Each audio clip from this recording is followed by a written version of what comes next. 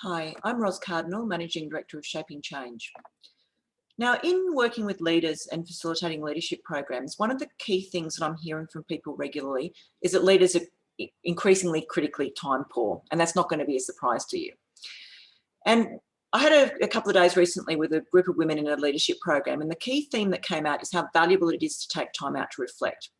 So what are the key benefits of creating reflective time in your diary? The first one is that you can implement and practice new learning. Now, one of my observations of leaders is they're often really keen to learn and they enjoy development, but they lack the time to properly implement. It's a classic story, we've all done it. We've attended a really amazing conference or a program and we're really excited about all the things we can put into practice. And back at work the next day, we sit the folder really prominently on our desk and we promise to put the learning into practice immediately. Then we fire up our computer and we start to wade through 300 emails that arrive while we're out of the office. The phone rings, people are queuing up to see us. And at the end of the day, we dig through our in tray to find the folder and we promise we're going to do it tomorrow. By the end of the week, the folder's starting to take up valuable space on the desk and it gets moved to the bookcase. Tomorrow, we promise ourselves we will look at this again.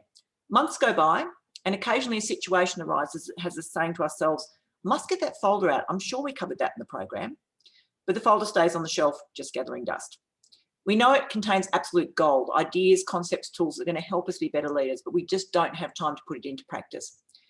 How much more effective would you be if you made regular time to implement the key things that you've learned? Secondly, you can spend time prioritising and doing what's important, not what's urgent. An exercise I often do with leaders is to ask them to define leadership and define management, and then think about the percentage of time they spend doing each. Then I ask them what percentage of time they should be spending doing each to be effective. It's really rare that people say that they've got the balance right.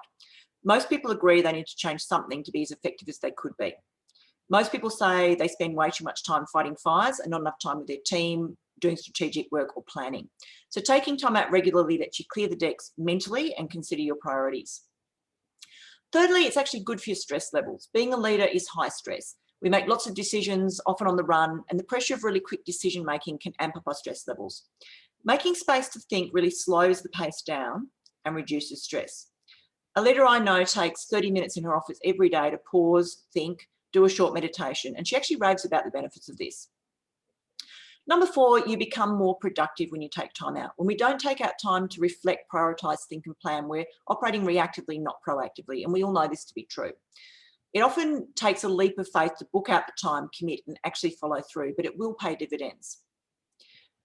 Number 5 is we role model the right behaviours to our team and to the rest of the organisation. We know time out to reflect is healthy and makes us more productive, and we know that we should do it. What we often don't think about is the impact our behaviour has on others. When the boss does something, the team follows. If we're going flat out, we don't take lunch, we work long hours, our people feel pressured to do the same, even when we tell them not to. By developing a more moderated approach, we're not just doing ourselves a favour, we're also benefiting the people around us. So if we all know the benefits of reflection time, why are we not doing it?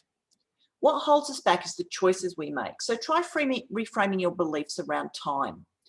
I'm too busy to take time out. You could reframe as, I'm making choices that prevent me from taking time out.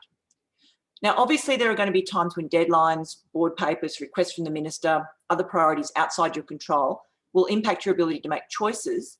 But a lot of the time it's about our choices and our habits. If we examine our choices, we can often see we're making choices that aren't as effective as they could be. So let me give you a simple example. If you had 100 fewer emails in the week, could you take out 2 hours a week to reflect? Yes? Have a look at how many emails you double handle and open more than once. How much time would it free up if you dealt with emails once only? Email comes in, you action it, you delegate it, you file it, or you delete it. So I'd really love to hear from you. What benefits have you seen in your life and your work from taking reflective time?